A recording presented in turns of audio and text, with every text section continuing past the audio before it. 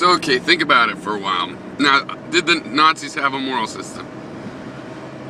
Yeah, they had a system where they said how people should treat each other.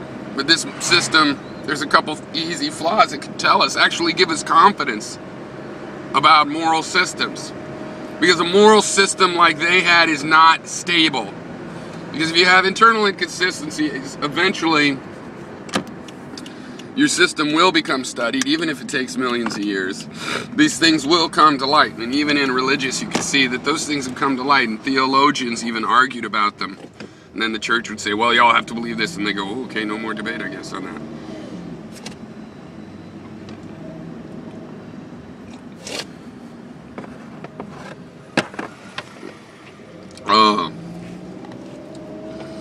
So, it's unstable.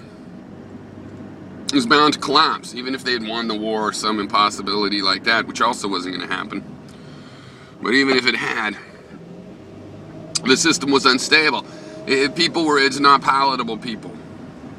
People might look the other way, but they had to be lied to. They needed the big lie. That system needs the big lie because it is not palatable. It's not naturally stable. So that moral system has inherent flaws that the Nazis were trying to mitigate with lies. Right?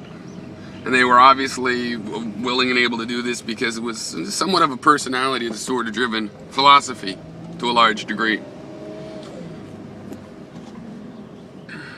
Seems like to me. So a system like that has its own stated goals. How would it have judged itself? How would German Nazis judge the success of the German Nazi Party? Well, it was a big failure. It was a big fucking giant failure. It didn't last very long. The Third Reich to last for 12 or 6 years, whichever becomes first. Yeah, they created a big explosive splash. Well, because of the kind of moral system. I don't want to say that's not a moral system. No, I want to study it. Study why the collapse happened so fast. Whereas other systems seem to be much more longer lasting. Confucius's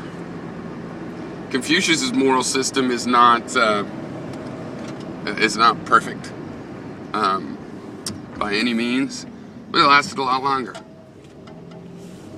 Well, for one, it's a lot more honest, right? And it doesn't have to rely on the same kind of manipulation to perceive. Now, it doesn't mean it's perfect, no, but I think we can see the difference between very long-lasting moral systems and short-lasting moral systems and start to understand what the engineering is of these moral systems, how to treat other people. We'll find that systems that say, well, how you should treat other people is you should lie and manipulate them. Those aren't stable because those people don't want to live that way. But,